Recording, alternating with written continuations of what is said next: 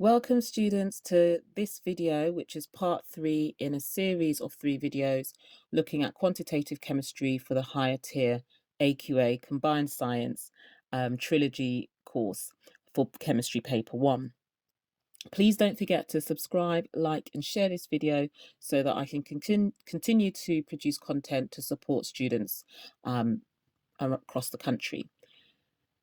Right, the first thing I'm going to quickly just show you is the exam question approach that I would strongly advise students use to ensure that they get the best possible marks in their exams, whether they're doing foundation or higher.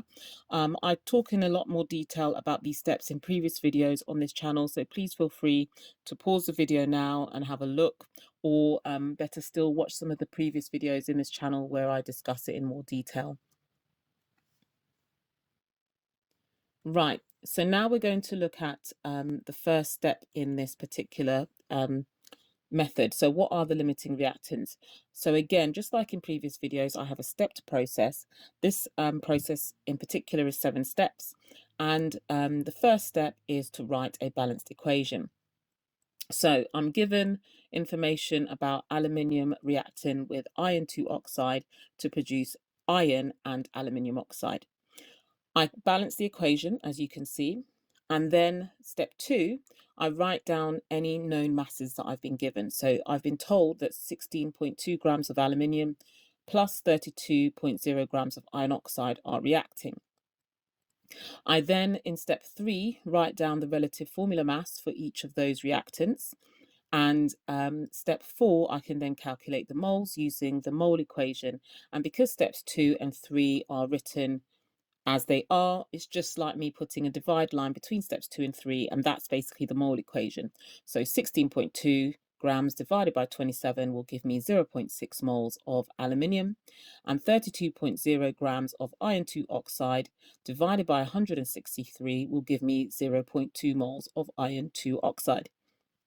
So step 5 is the important step, and this is where I think students go wrong. So step 5 is where we have to compare the calculated number of moles with the actual predicted moles that I had written when I did my balanced equation. So basically the coefficients of each reactant. So in blue, you can see my calculated moles, and it's basically a 3-to-1 ratio because 0.6 moles of aluminium to 0.2 moles of iron oxide. So it's a 3-to-1. That's what I've actually calculated from the masses that I've been given.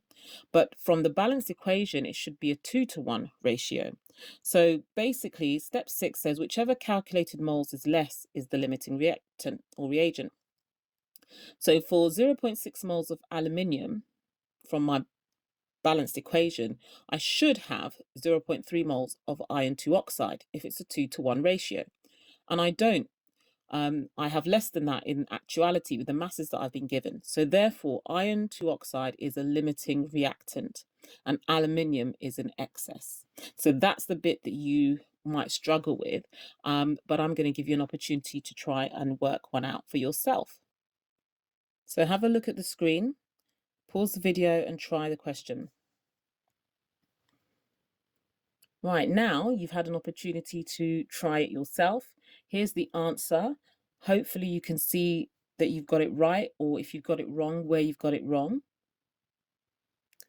And if you have any queries or questions, please feel free to ask it in the question box below or in the comments box below.